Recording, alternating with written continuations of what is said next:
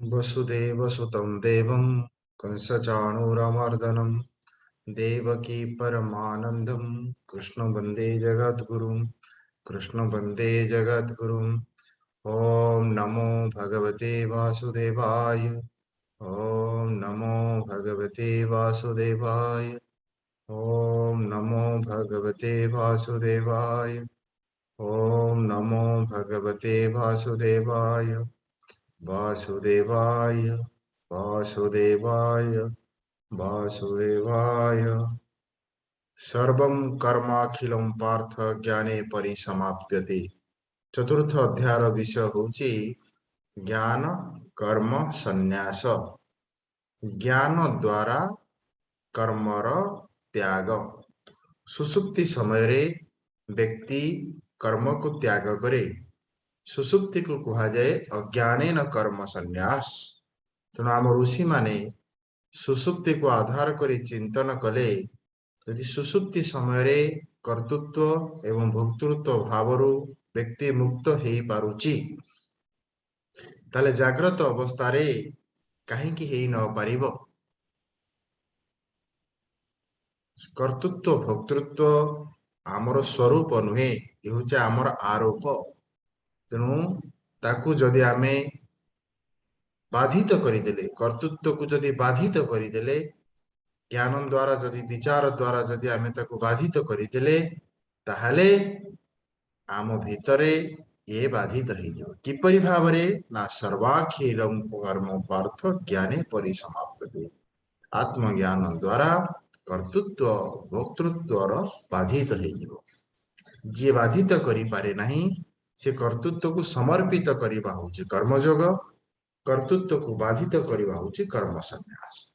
कौन से ज्ञान जो ज्ञान द्वारा कर्तृत्व बाधित हबो ए जिज्ञासा जनक भीतर जेतले आसीबो से सद्गुरु पाख तद्विधि प्रणिपातेन परिप्रश्नेन सेवया उपदिख्यन्ति ते ज्ञानम ज्ञानिना तत्त्वदर्शिनः।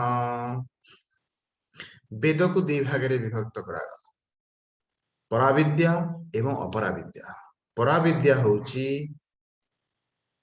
आत्मज्ञान, अपराविद्या होची अंतकरणर प्रस्तुति पाई।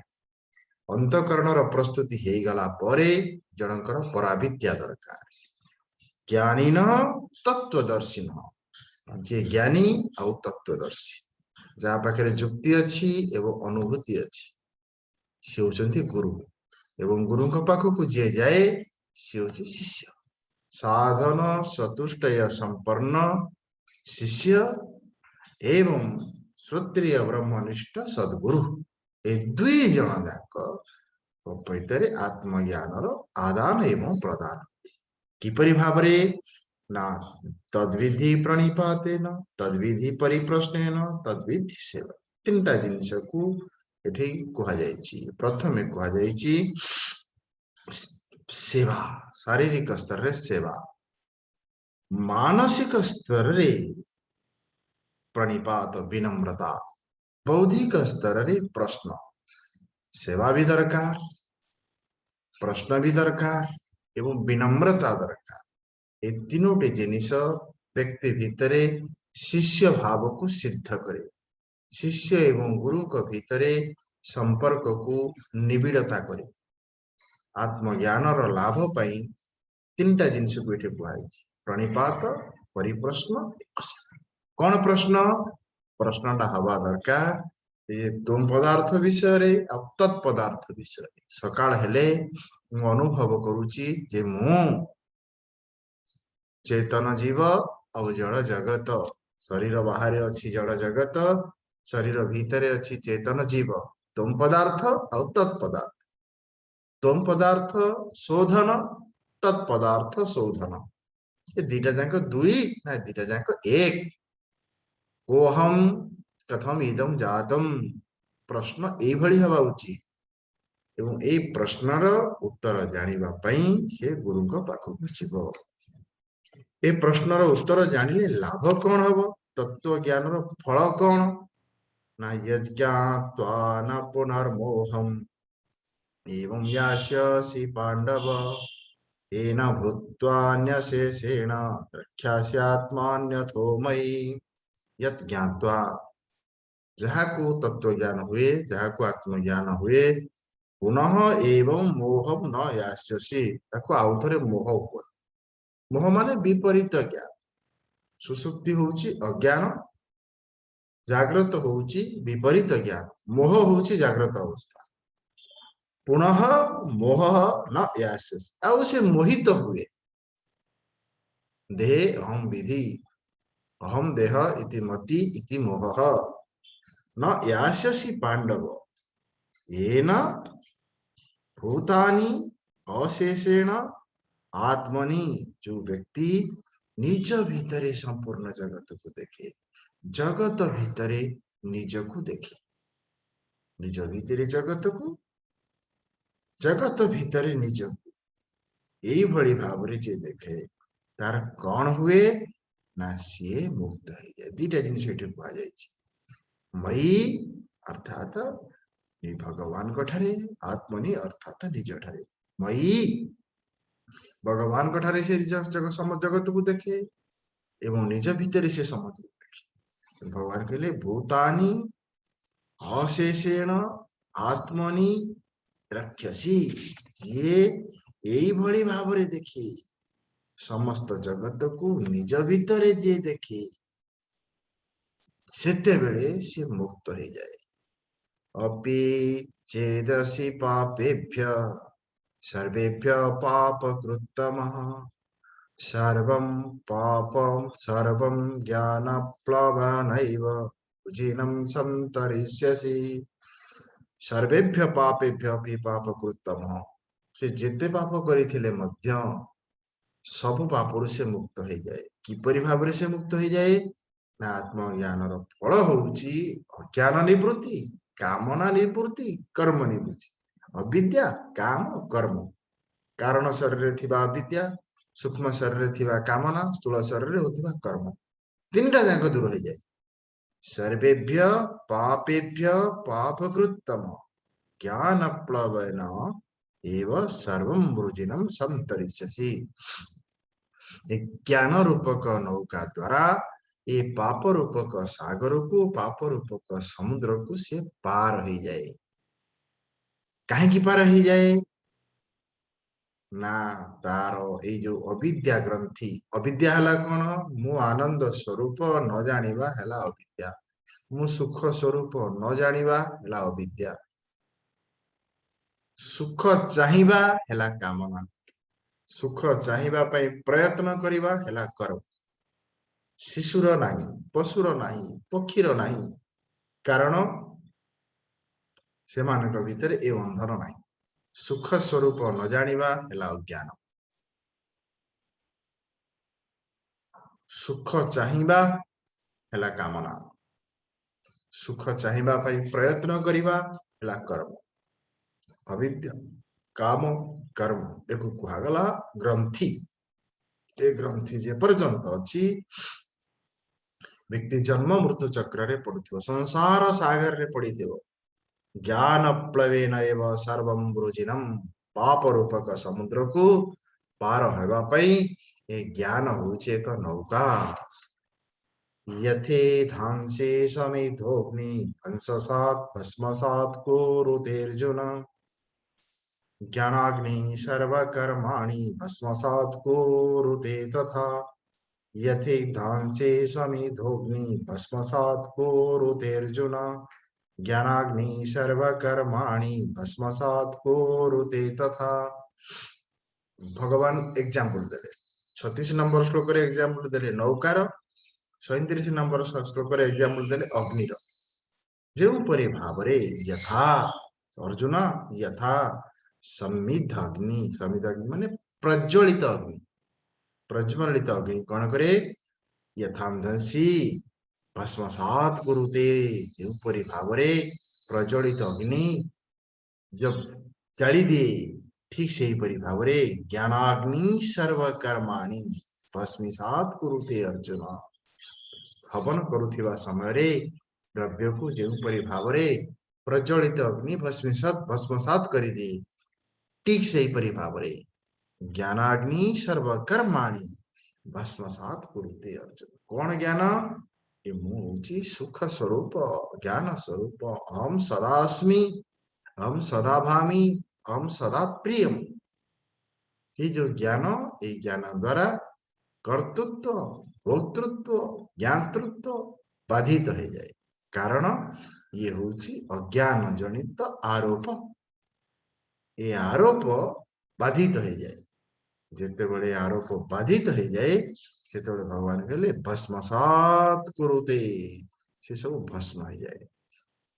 मु कर्ता, मु भोक्ता, मु ज्ञाता शिशु केबे फील करेनि। से देखे ता देखिवा पछरे देखिवा वाला, शिशु देखे ता खाई देखिवा पछरे देखिवा वाला, सुनिवा पछरे सुनिवा वाला नहीं। पशुर भी ठीक, देखुच तो देख, देखिवा पछरे देखिवा वाला मत, शुणुच तो शुण, शुणिवा पछरे शुणिवा वाला मत। एपरि भावरे जेतेबेले कर्तृत्व भोक्तृत्व नष्ट हो जाए ताकू कहला कर्म संन्यास।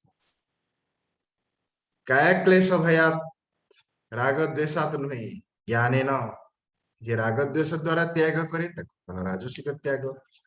जे राग जे काय क्लेश भय त्याग करे ताकू कहला तामसिक त्याग। जे ज्ञान द्वारा त्याग करे ताकू कहला कर्म संन्यास। नहीं ज्ञानेन सदृशम पवित्रम इह विद्यते तत्स्वयं योग संसिद्ध कालेनात्मानि विन्दति। नहि ज्ञानेन सदृशं पवित्रमिह विद्यते तत्स्वयं योग संसिद्ध कालेनात्मानि विन्दति।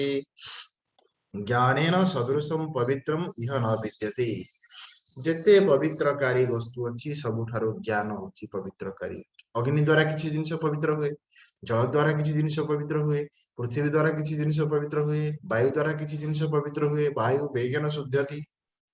किंतु सबुथिरु अज्ञान होची श्रेष्ठ। नहीं ज्ञानेन सदृशम, ज्ञान समानर केही नाही। यदि सदृशर केही नाही अधिक केमति जणे हबो?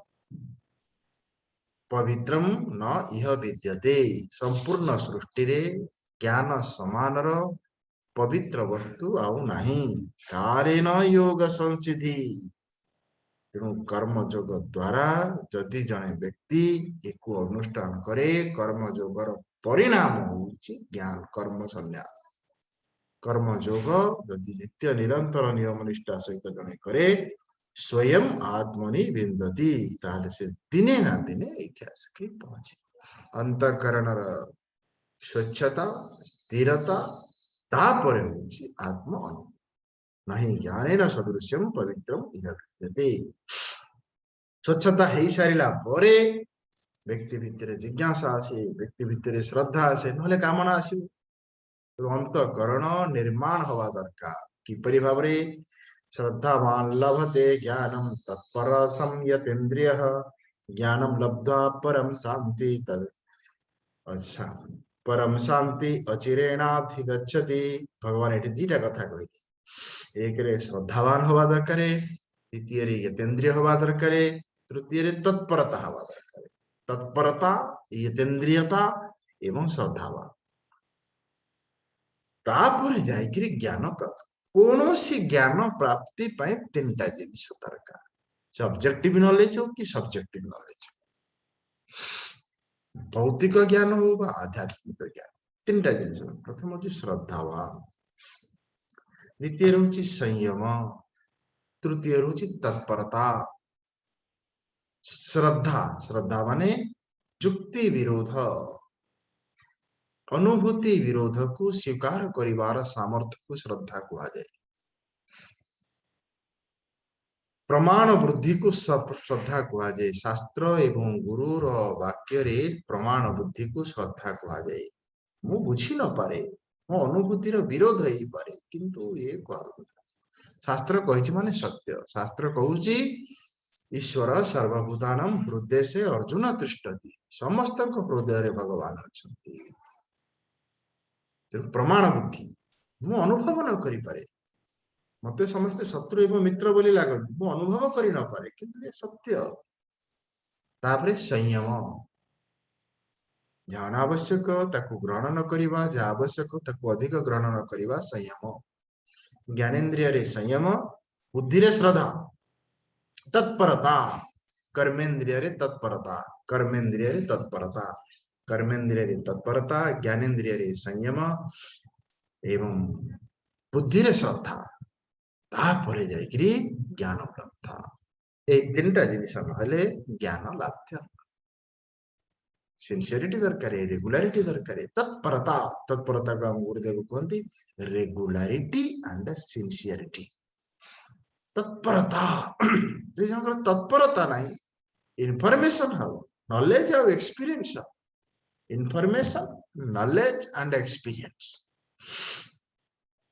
ज्ञानम लब्धा परम शांति, ताकू ही ज्ञान लब्ध हुए। जहां पाखे तीनटा जिनिस अछि, श्रद्धा, संयम, तत्परता, ज्ञानम लब्धा परम शांति, यही ज्ञान को प्राप्त करे।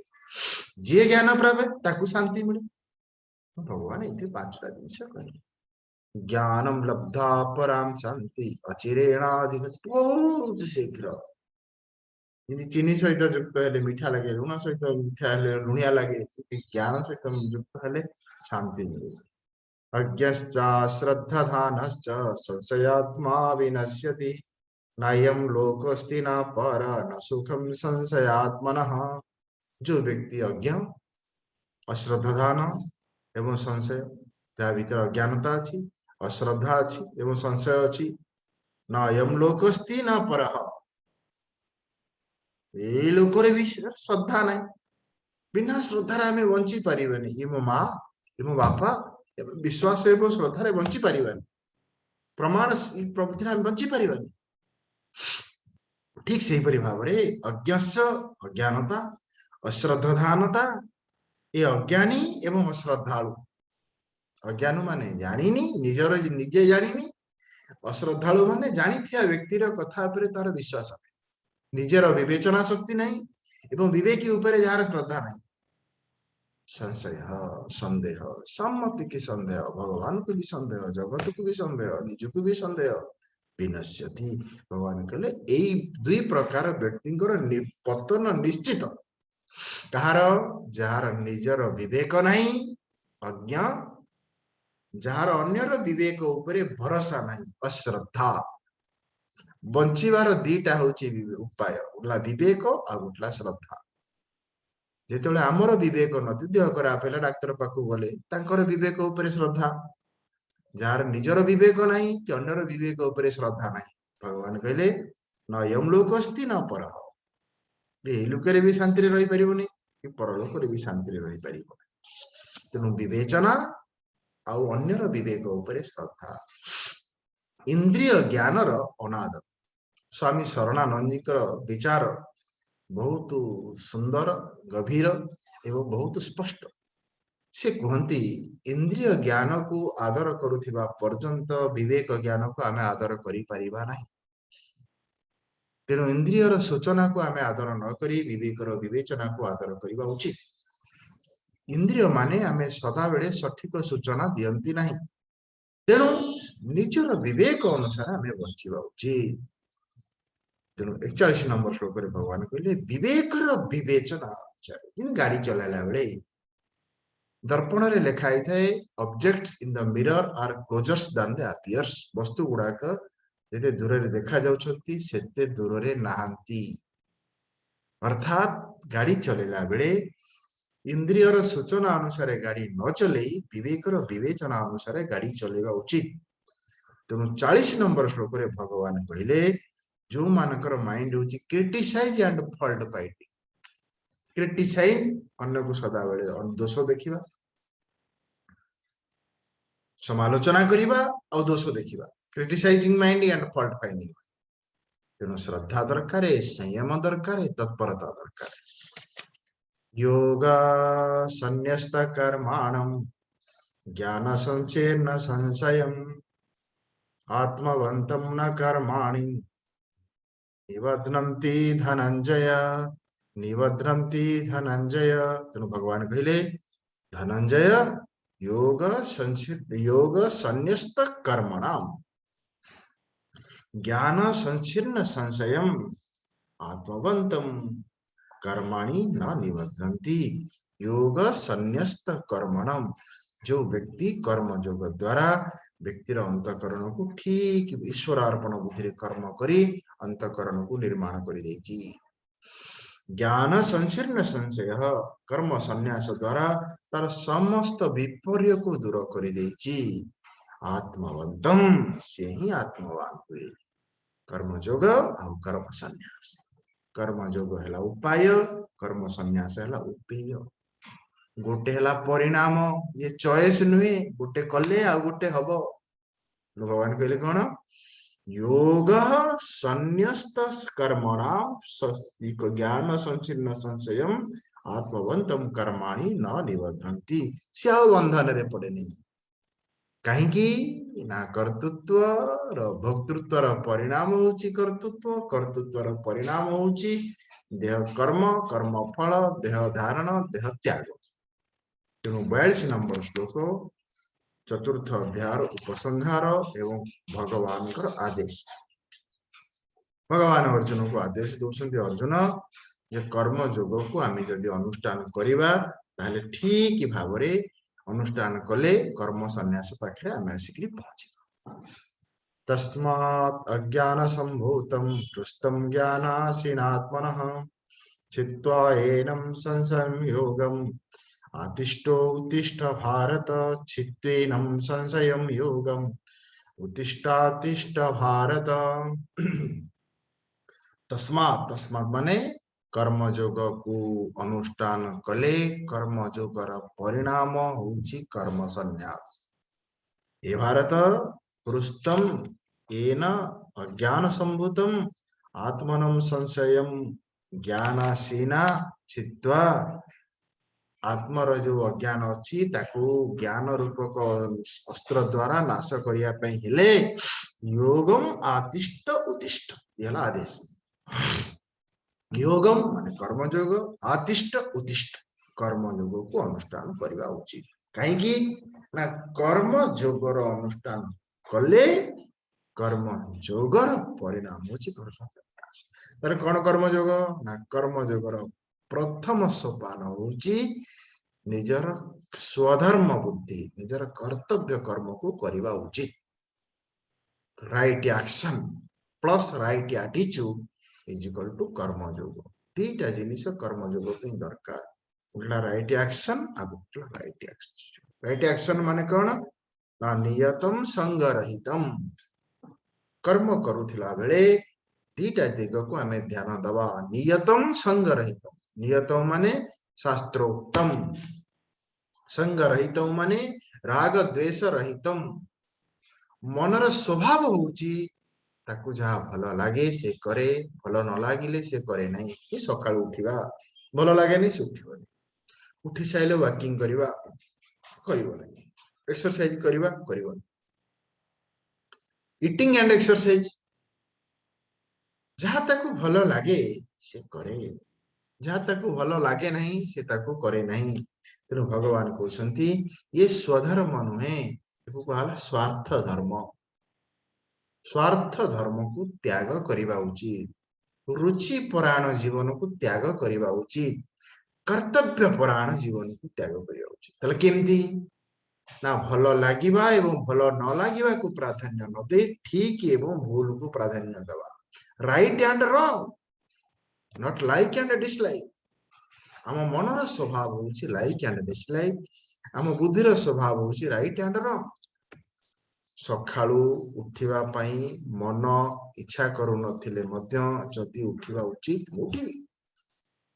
स्वामी विवेकानंद कहती do cheerfully one thing what you dislike, do cheerfully one thing what you dislike.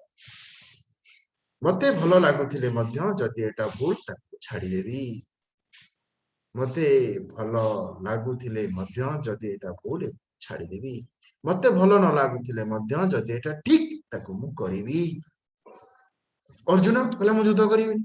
भगवान कहला भगवान मु युद्ध करिविनी। गुरु पितामह आचार्य जो गुरु मते पाठ पढ़ी, जो बापा माँ मते पालन करिसंती। भगवान कहला अर्जुन ये स्वधर्म नुहे, ये स्वार्थ धर्म। स्वामी शरणानंद जी कहती कामनार निवृत्ति कर्तव्यर अभिव्यक्ति स्वार्थर निवृत्ति स्वधर्मर अभिव्यक्ति स्वार्थर निवृत्ति प्रयत्न दरकार स्वधर्मर अनुष्ठान प्रयत्न दरकार नहीं कर्मयोगर प्रथम सोपान होची स्वधर्म बुद्धि तापरे समर्पण बुद्धि तापरे समत्व बुद्धि ए तीनटा जांग दरकार कर्म करिबा पूर्वरु समर्पण बुद्धि मु भगवान पाई करूची ईश्वरार्पण बुद्धि कर्म करे चारिला परे समत्व बुद्धि माने कौनसी वस्तु मिलवा समय प्रतिक्रिया नहीं कि प्रतिरोध नहीं भगवान मोर कर्म को माध्यम करी मते दउसंती मो पाखकु जहा आसुची एको कहला प्रारब्ध मो पाखरु जहा जाउची एको कहला पुरुषार्थ पुरुषार्थ जेते बेले परिपाक हुए ताकू प्रारब्ध कहै तो भगवान हेले कर्माध्यक्ष कर्मर नियामक कर्म फलदाता तेणु मोर कर पुरुषार्थ को से देखी से मते गोटे परिस्थिति देइछन सत्कर्म माने अनुकूल परिस्थिति असत्कर्म माने प्रतिकूल परिस्थिति मते भगवान जदि प्रतिकूल परिस्थिति देइछन्ती ताले निश्चित भावरे ये असत्कर्मर परिणाम एई परि भावरे निजर परिस्थिति प्रति जार प्रतिक्रिया नाही जार प्रतिरोध नाही एको कहला समता भीतर वृत्ति बाहर व्यक्ति सहित समता समतार अभाव को कहा जाए ममता ममता होची गोटा को छाड़ीवा आ गोटा को रखिवा समता होची आगते स्वागतम गच्छते न अवरोधयते आसीवा समय आपत्ति नहीं कि अभियोग नहीं जीवा समय आशा नहीं कि आकांक्षा नहीं नॉन रिएक्टिव अटेंशन भीतर वृत्ति सहित भी नॉन रिएक्टिव अटेंशन बाहर परिस्थिति सहित भी नॉन रिएक्टिव अटेंशन एको कहला समता जोटे समता अछि सेटे शांति अछि प्रसादे सर्व दुखानम शांति ए प्रसन्नतार ना होछि शांति तेणु स्वधर्म बुद्धि प्लस समर्पण बुद्धि प्लस समत्व बुद्धि तीनटा जांग को मिसे देले कहा जाए कर्मयोग प्रत्येक परिस्थिति रे प्रत्येक व्यक्ति निजर कर्म को कर्मयोग रे रूपांतर करि देबा उचित किछि दिन पर्यंत नित्य निरंतर नियम निष्ठा सहित कर्मयोग को अनुष्ठान कले कर्मयोग कर्म संन्यास रे रूपांतर हो जाए कर्म आउ कर्मयोग होची विकल्प जिन मु क्लास करूची मोर फोन आसिला फोन रे कथा हेबी कि क्लास करिबी एला विकल्प वॉकिंग एंड टॉकिंग एला विकल्प दुईटा विषय भितरु गोटिए विषय को बाछिबा को विकल्प कहा जाय आज राति रे कोन रोसे हबो भात हबो ना रोटी हबो विकल्प दुईटा भितरु गोटा को बाछिबा को कहला विकल्प बाछि नक पारिबा को कहला द्वंद्व द्वंद्व अधिक समय रहिले विषाद चॉइस कंफ्यूजन डिप्रेशन कर्मयोग आउ कर्म संन्यास ये विकल्प नुहे जे ये तो सामना रे दुईटा अछि दुईटा रे तू गोटे बाछि ये होउची उपाय आउ पेय गोटे तू कर आउ गोटे तू हबो तेणु भगवान 42 नंबर श्लोक रे कहले अर्जुन तस्मात् अज्ञान संभूतम हृष्टम ज्ञानासीनात्मनः ए ज्ञान रूपक खड्ग द्वारा ये अज्ञान को तू नाश करिया पई हेले कर्म योग को अनुष्ठान करिवा को पड़िबो ए अज्ञान कोठी रहिछि ना कारण शरीर कामना कोठी रहिछि ना सूक्ष्म शरीर रे कर्म कोठी रहुछि ना स्थूल शरीर रे तीनटा जांक शरीर तेणु स्थूल शरीर सहित तादात्म्य हेकि मरिबी सूक्ष्म शरीर सहित तादात्म्य हेकि मु दुखी कारण शरीर सहित अभिमान हो जाए तेणु स्थूल सूक्ष्म कारण शरीर ठारू तटस्थ एवं तादात्म्य एहीपरि भावरे भगवान कहले योगम अतिष्ठ उत्तिष्ठ कर्म जोग कर्म संन्यासर परिणाम कर्म जोगर परिणाम देखि कर्म आसंता मासरे आमे पंचम अध्याय को अध्ययन करियो।